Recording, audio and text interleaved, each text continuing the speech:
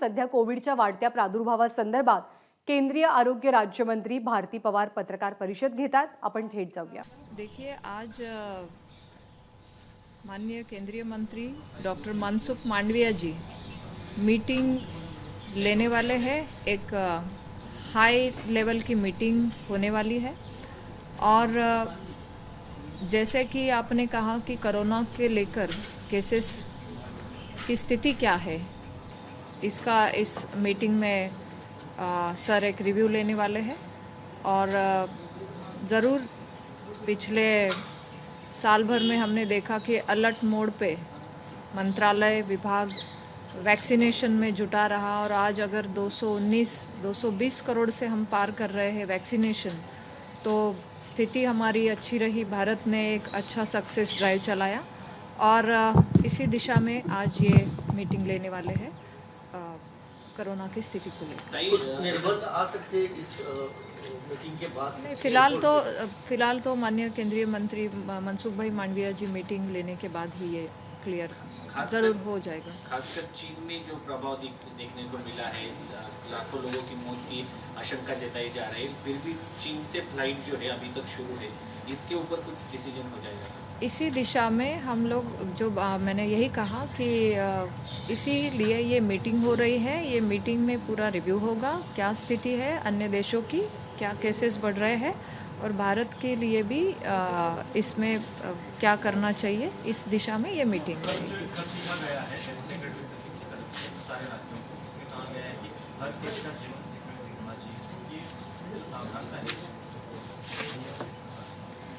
ज़रूर ये सावधानता हमेशा केंद्र सरकार लेती रही है। जहाँ भी कुछ आउटब्रेक्स दिखे हैं, जहाँ भी केसेस दिखते हैं, आउटब्रेक ज़्यादा नज़र आते हैं, केसेस बढ़ते हैं, तो केंद्र सरकार राज्यों को अलर्ट मोड पे कुछ नोटिफिकेशन गाइडलाइंस देते हैं और कल भी हमारी मंत्रालय ने ये गाइडलाइंस इशू किए हैं कि जीनोम सीक्वेंसिंग किया जाए।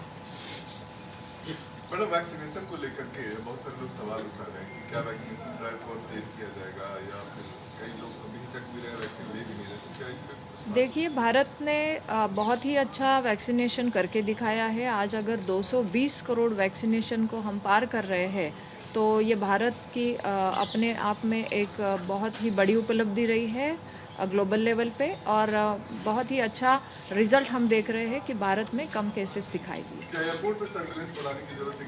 आज मीटिंग होने वाली है, माननीय केंद्रीय मंत्री मनसुख भाई मांडविया जी की दिशा निर्देश में ये मीटिंग में रिव्यू लिया जाएगा। पीएम मोदी को ले आज पीएम मोदी जी ने आदिवासी क्षेत्रों को लेकर एक बड़ा आयोजन करने की बात की, क्या वास्तविक है? जी, आपने सही कहा कि आदरणीय प्रधानमंत्री जी के नेतृत्व में लगातार जनजाति क्षेत्र में और गांव-गांव तक योजनाएं पहुंचाने के लिए बहुत ही बड़े कदम उठाए, ट्राइबल मिनिस्ट्री के माध्यम से हो या अन्य मंत्रालयों से हो। ये बजट भी हमने देखा कि बढ़ाया गया है।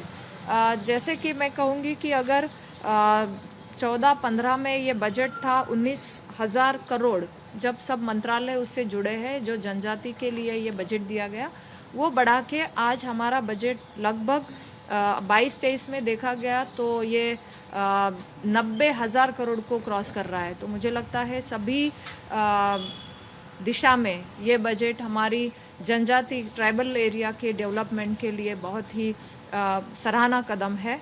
इसके अलावा जो मिनिस्ट्री ट्राइबल अफेयर्स के माध्यम से जो बजट दिया है, आदरणीय केंद्रीय मंत्री अर्जुन मुंडा जी, उन्होंने भी इस बारे में गौर किया है कि ये बजट जो पहले 3,000 करोड़ था 14-15 के पहले, तो अभी वो गया है 8,000 करोड़ से ज़्यादा। तो मुझे लगता है कि ये भी एक हमारी सरकार की बड़ी उपलब्धि रही है और आदरणीय प्रधानमंत्री जी ने जैसे कहा है कि जनजाति क्षेत्रों के विकास के लिए बजट बढ़ाने की आवश्यकता है, उसी दिशा में ये कदम लिया गया है। उसके अलावा जो मैं आज ज़्यादा मुख्य हमारी जनजाति बच्चों के लिए जो हम कहते हैं कि एजुकेशन के लिए प्रमोट करें, उसके लिए केंद्र सरकार लगातार एक अच्छा रिजल्ट दे रही है।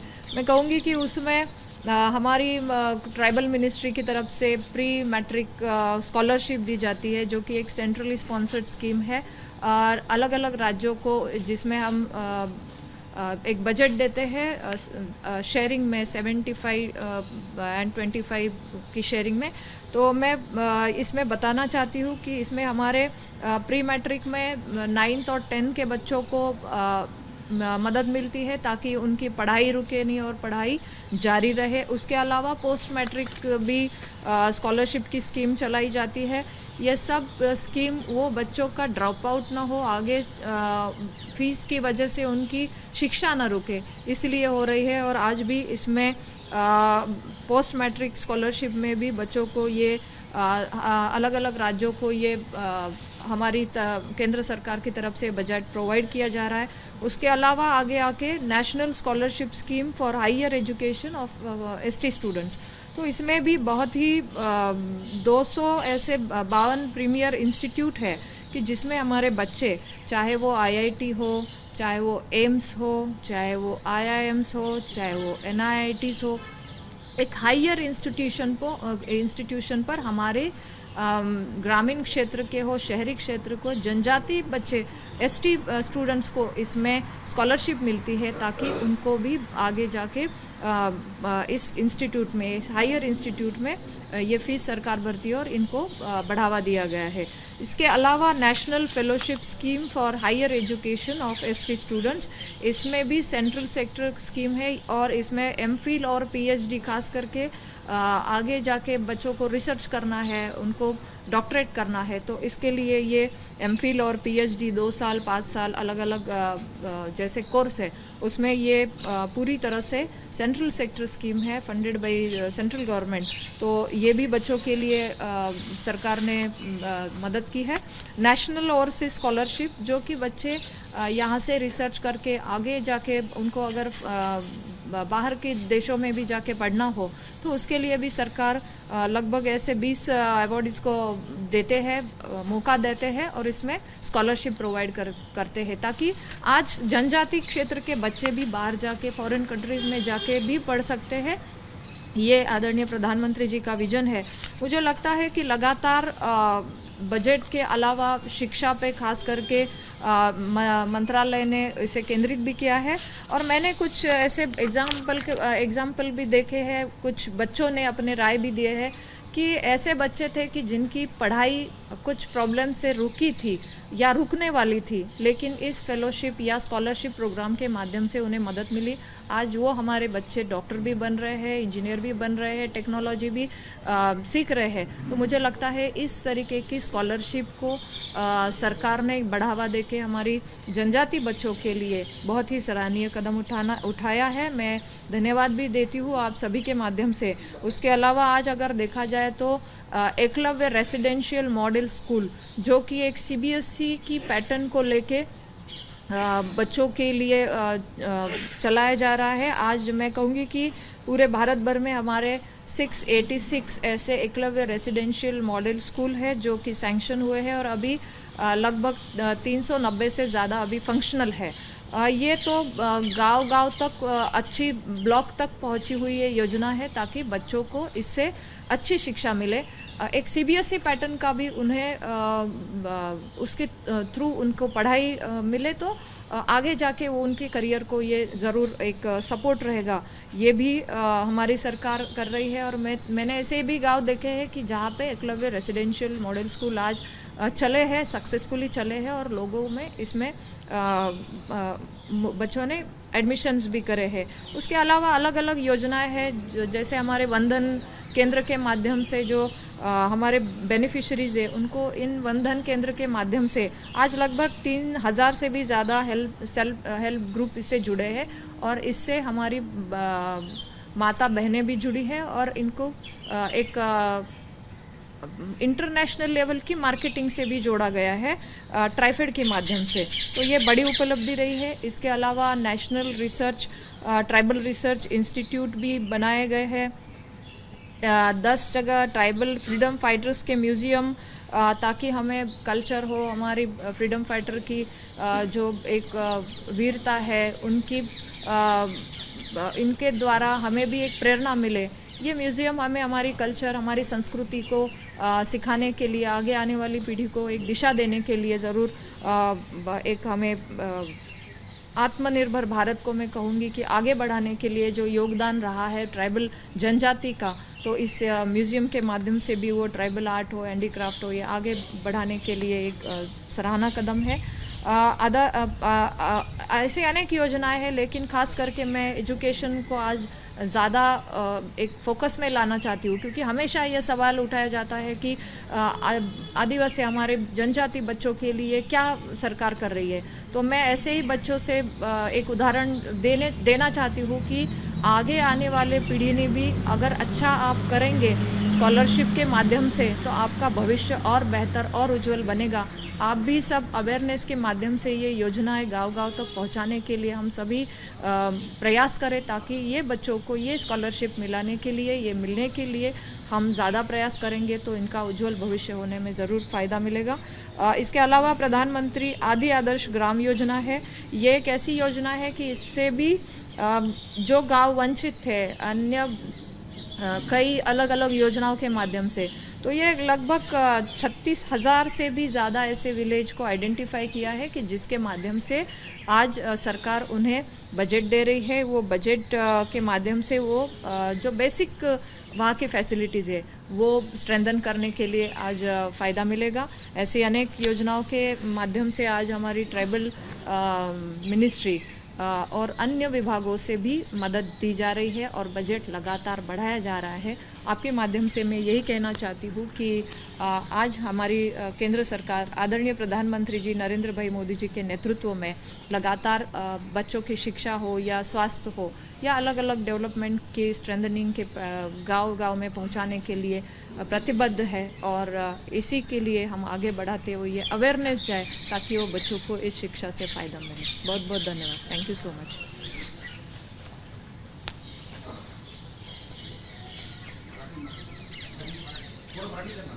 पूर्ण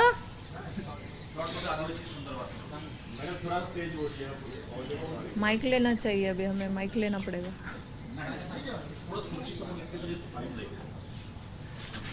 आधीच सांगायचं हो गया। आज जसं आपण म्हणालात की आदरणीय प्रधानमंत्रीजींच्या नेतृत्वाने मार्गदर्शनाने खास करून आदिवासी क्षेत्रामध्ये अनेक प्रकारच्या योजना केंद्र सरकारच्या माध्यमातून पोहोचवल्या जात आहेत आणि याच्यामध्ये सातत्याने बजेट देखील वाढवलेलं आहे। जर आपण बघितलं असेल की मागच्या 2013-14 ते बजेट असेल आणि आज 22-23चं बजेट असेल, तर याच्यामध्ये खूपच चांगली एक वृद्धी दिसते। 14-15च्या बजेटमध्ये जेव्हा आमचं सगळ्या ट्रायबल सगळ्या मिनिस्ट्री मिळून जे बजेट असायचं ते जवळपास 19,000 करोड होतं आणि ते आता 22-23मध्ये 87,000 करोडच्याही पुढे गेलेलं आहे। मला वाटतं या बजेटच्या माध्यमातून वेगवेगळ्या विकासाच्या योजना आपल्यापर्यंत सरकार पोहोचवत आहे आणि जे ट्रायबल मिनिस्ट्रीचं बजेट आहे जे केंद्र सरकारचं आहे ते 13-14मध्ये होतं 3,000च्या आसपास होतं 3,000 करोड आणि आत्ता जे बजेट आहे 22-23चं तर ते जवळपास जात आहे 8,000 करोडच्याही पुढे। यातनंच आपल्यालाच कळेल की वेगवेगळ्या योजनांच्या माध्यमातून गावापर्यंत आदिवासी समाजाचा विकास करण्यासाठी सरकार कटिबद्ध आहे।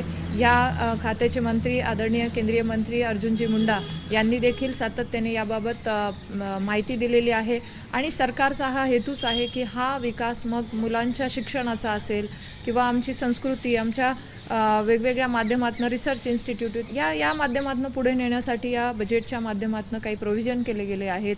आरोग्य असेल, गावचा विकास असेल, या माध्यमातून अनेक योजना चालू आहेत। आज खास करून मी शिक्षणाच्या विषयावर जास्त भर देण्याची इच्छा आहे, कारण मुलांच्या शिक्षणासाठी नेहमीच आपण म्हणतो की एखादा देश पुढे न्यायचा असेल तर तिथली शिक्षण व्यवस्था ही अजून सुदृढ झाली पाहिजे आणि खास करून जेव्हा आपण आदिवासी समाजाच्या शिक्षणाबद्दल नेहमी प्रश्न येतो तेव्हा आदिवासी समाजाच्या मुलांसाठी अनेक प्रकारच्या योजना केंद्र सरकारच्या माध्यमातून काही शेअरिंगमध्ये राज्य सरकारच्या मदतीने दिल्या जातात. याच्यामध्ये खास करून प्री मॅट्रिक स्कॉलरशिप योजना आहे, जी स्कीम आहे.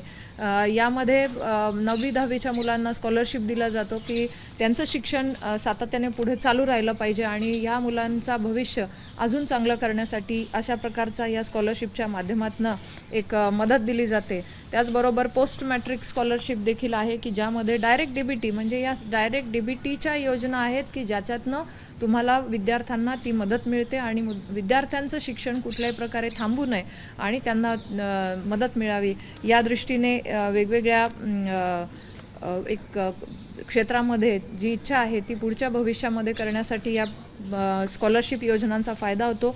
याच्यामध्ये पोस्ट मॅट्रिक स्कॉलरशिपसुद्धा आहे, नॅशनल स्कॉलरशिप स्कीमसुद्धा आहे की ज्यामध्ये आमच्या हायर एज्युकेशन आमच्या ST समाजाच्या आदिवासी समाजाच्या मुलांना हायर एज्युकेशनसाठी जवळपास असे भारतातले महत्त्वाचे इन्स्टिट्यूट 252 असे इन्स्टिट्यूट आहेत. मग त्याच्यामध्ये आमच्या IIT असतील, आमचे एम्स असतील, IIMs असतील, NIITs म्हणजे अशा वेगवेगळ्या असतील की ज्याच्यामध्ये ह्या मुलांना देखील उच्च शिक्षा एक हायर एज्युकेशनची फॅसिलिटी मिळावी आणि यासाठी ही स्कीम केंद्र सरकारने खास करून दिलेली आहे की ह्या मुलांनी देखील पुढे येऊन ह्या स्कॉलरशिपच्या माध्यमातून आपल्या शिक्षणाला पुढे न्यावं, गती द्यावी. National fellowship scheme for higher education ST students ही देखील MPhil असेल किंवा PhD करण्यासाठी असेल की ज्यामध्ये मोठा कोर्स आहे आणि अशा ह्या माध्यमातून 750च्या वर मुलांना याच्यामध्ये ह्या स्कॉलरशिपच्या माध्यमातून मदत दिली जाते आणि कोणाची इच्छा असेल तर त्या रिसर्चमध्ये पुढे जाऊन अजून बाहेर जाऊन म्हणजे इतर अब्रॉडमध्ये ज्या फॉरेन कंट्रीजमध्ये काही शिक्षणाची रिसर्चच्या मुलांची जी आवश्यकता असते मुलं जातात आणि त्यासाठी देखील आदिवासी समाजाच्या मुलांनी देखील जावं, त्यांनी देखील पुढे येऊन अभ्यास करून रिसर्च मोडमध्ये किंवा डॉक्टरेट होण्यासाठी जे कोर्सेस असतील वेगवेगळ्या इन्स्टिट्यूटमध्ये तर असे 20 मुलांना देखील या माध्यमातून परदेशात जाण्यासाठी स्कॉलरशिपच्या माध्यमातून मदत केली जाते. मला वाटतं केंद्र सरकार सातत्याने याच्यावर लक्ष ठेवून आहे की या मुलांच्या शिक्षणासाठी एक सपोर्ट मोठा दिला पाहिजे जेणेकरून जेव्हा समाजाला पुढे आणण्याची आपल्यातनं चर्चा होते तेव्हा मग जेव्हा शिक्षणासारखा महत्त्वाचा विषय असेल की ज्या शिक्षणातनं हा समाज पुढे येण्याची गरज आहे तर त्या दृष्टीने मला वाटतं हे खूपच महत्त्वाचं आणि एक उपलब्धी मी म्हणेल की ज्या दृष्टीने आम्हाला यातनं खास करून मदत दिली गेली आहे. ह्याशिवाय अन्य योजना देखील आहे की त्यामध्ये आम्हाला एकलव्य रेसिडेन्शियल मॉडेल स्कूल असतील की ज्याच्यामध्ये देखील ह्या मुलांना अगदी CBSE पॅटर्नवर म्हणजे CBSE पॅटर्नवर शिक्षण मिळणं की कदाचित याच्यामुळे शक्य होत नाही कधी त्या फीज स्ट्रक्चरमुळे. तर आदिवासी समाजाच्या मुलांना देखील हे फी स्ट्रक्चर मध्ये सूट मिळून आणि त्यांनाही CBSE पॅटर्नवर चांगल्या इंग्लिश मीडियमच्या स्कूलमध्ये ॲडमिशन मिळावी आणि यासाठी सुद्धा हे एकलव्य मॉडेल रेसिडेन्शियल स्कूल जे आहेत त्यांची भारतभरामध्ये आज जवळपास 600 ते 650 अशा शाळा आहेत की ज्यांना आज प्रत्यक्षात सँक्शनही झाल्या आहेत आणि त्याचं काम चालू आहे आणि 300च्या वर या फंक्शनल पण आहेत.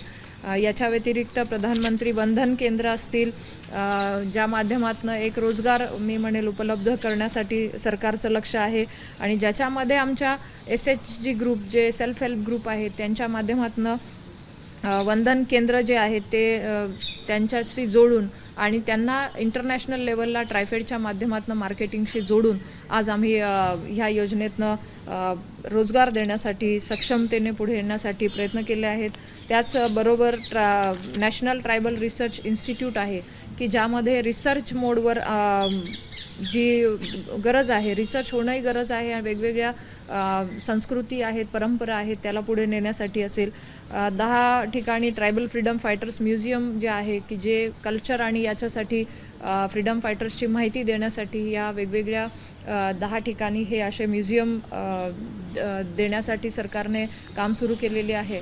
आणि त्याचबरोबर प्रधानमंत्री आदी आदर्श ग्राम योजना की ज्याच्यामध्ये 36,000पेक्षा अशी गावं निवडली गेली आहेत की ज्याच्यामध्ये सातत्याने काही बेसिक सुविधासुद्धा त्यांचा अभाव आहे अशी गावं निवडली आहेत आणि त्या गावांना मदत करण्यासाठी त्यांना आर्थिक सक्षम त्या स्ट्रेंथनिंग करण्यासाठी त्या गावाचे स्ट्रक्चर डेव्हलपमेंट करण्यासाठी ही मदत केली जाते या योजनेच्या माध्यमातून आणि त्यासाठी केंद्र सरकारने ही गावं देखील चिन्हित केलेली आहेत. मला वाटतं एकंदर सगळ्या विभागाचा आढावा जर घेतला तर केंद्रीय मंत्री माननीय अर्जुनजी मुंडा यांच्या मार्गदर्शनाने आज ह्या मंत्रालयातर्फे वेगवेगळं बजेट दिलं जातं आहे, वेगवेगळ्या योजना आणल्या जात आहेत आणि माननीय प्रधानमंत्री नरेंद्रभाई मोदीजींनी हे सातत्याने शिक्षण असेल, आरोग्य असेल किंवा बेसिक सुविधा असतील याच्यावर कायमच फोकस करून पुढे गती देण्यासाठी बजेट वाढवण्यासाठी कायमच पुढाकार घेतलेला आहे. मला वाटतं आदिवासी समाजाला पुढे न्यायचं असेल तर मुलांच्या शिक्षणाच्या दृष्टीने त्याला जास्त महत्त्व राहील, आरोग्याच्या दृष्टीने जास्त महत्त्व राहील आणि यासाठी केंद्र सरकार सातत्याने प्रयत्नशील आहे, प्रयत्न करते आहे आणि आपण दोन्ही आकडेवारी बघितली असेल तर हे बजेट हजारो कोटींनी वाढवलेलं आहे. हेच यातनं सिद्ध होतं आहे आणि मला वाटतं हीच आता खरी गरज आहे आणि मी आपल्या माध्यमातून आभार देखील मानते. धन्यवाद. कुपोषणाचाही मुद्दा सातत्याने आदिवासींच्या संदर्भात उपस्थित होतो. या संदर्भात काही उपाययोजना करण्यात आलेल्या आहेत? नक्कीच आपण म्हणालात तसं कुपोषणासाठी देखील वेगवेगळ्या योजना राबवल्या जातात. केंद्र सरकार असेल, राज्य सरकार असेल त्या माध्यमातून मग अगदी अंगणवाडीच्या माध्यमातून त्या मुलांना त्यांची वजनं घेणं असतील, त्यांचं उंची घेणं असेल, आरोग्य विभागाकडनंही यावर लक्ष ठेवलं जातं. जर मुलं कुपोषित असतील तर त्या मातापित्यांना बोलून त्या बाबतीत सतर्क करून त्या मुलांची ट्रीटमेंट घेण्यासाठी सुद्धा जिल्हा लेवल असेल किंवा तालुका लेवलला आमचे सेंटर्स असतात की जिथे ती ट्रीटमेंट दिली जाते आणि एवढंच नाही तर त्या मातापित्यांना देखील त्यांना मॉनिटर करून त्यांना सांगितलं जातं यांनी आहार कुठला घेतला पाहिजे. मुलांना खास करून जो आहार जी कमतरता आहे ते भरून देण्यासाठी पोषण आहार असेल, इतर माध्यमातून देखील सरकार तो आहार देखील पुरवण्यासाठी वेगवेगळ्या योजनाच्या माध्यमातून पुरवला जातो आहे. मला वाटतं आता खरी गरज आहे ती जागरूकतेची आणि जर अशी मुलं असतील तर त्याच्यासाठी योग्य वेळेवर ट्रीटमेंट आणि त्या मुलांना अंगणवाडी असेल किंवा हेल्थ वर्कर असतील यांच्या माध्यमातून त्या सेंटर्सला नेऊन ट्रीटमेंट करून घेणं यासाठी केंद्र सरकारने योजना दिलेल्या आहेत आणि त्या दृष्टीने काम देखील चालू आहे आणि मागचा डेटा सांगतो की काही प्रमाणात काही काही राज्यांमध्ये हे कुपोषणाचं प्रमाण कमी देखील झालं आहे. धन्यवाद. कोणतं? हे त्या वेगवेगळ्या राज्यांमधली मागणी होती त्यानुसार ते झाले. धन्यवाद. एबीपी माझा, उघडा डोळे बघा नीट.